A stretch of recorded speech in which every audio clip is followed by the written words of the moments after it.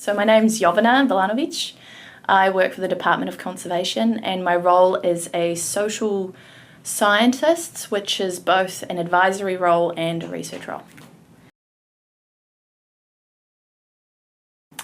Varied, which is one of those classic answers. It really depends on the research question.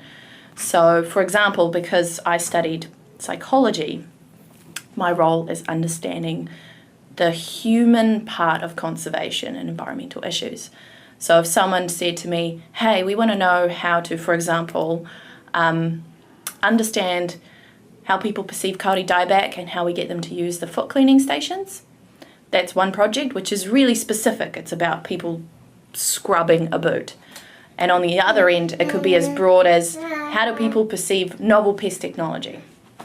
And that's on a national scale, and it's a very broad perceptive thing. So my day-to-day life includes research like you would at university, but also the relationship building and the organizational aspects of project management. Yeah.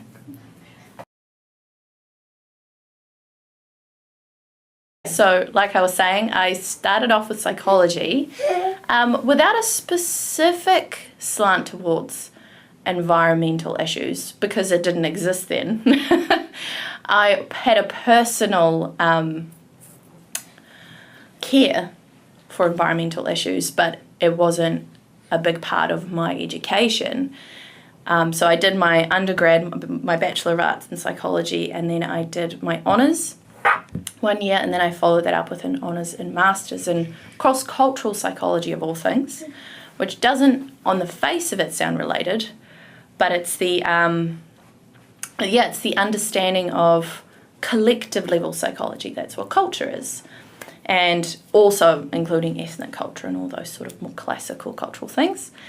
And all of those things are actually very important when it comes to understanding conservation.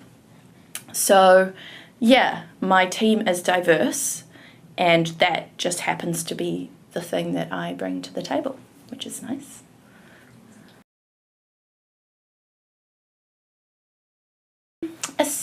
A series of, well, exploration really, because like I said, when I was studying psychology, I didn't know that this job existed at the time. Luckily now it's becoming more of a thing. All I knew is that I enjoyed psychology and I was good at it and I cared about the environment. And I thought if I do what I'll love, I'll be good at what I do. And if I'm good at what I do, I'll get the job where I'm the most useful. It's actually quite simple, and it happened to work out, but it did require just looking for opportunities, basically. And so when I applied for this job, I was just very authentic. And I honestly said, I think the application of psychology to environmental issues is one of the most important things in today's world. And that seemed to resonate. And yeah, I've been a year into my role and I still love it. So that's really nice. I feel very privileged. Awesome. Yes, there are. That I think would vary depending on you as an individual, on your schedule and your lifestyle. So for example, a lot of the other people in my team have families, and so that makes it more difficult for them to just up and leave for a meeting in Christchurch or Auckland. I mean, they still do those things.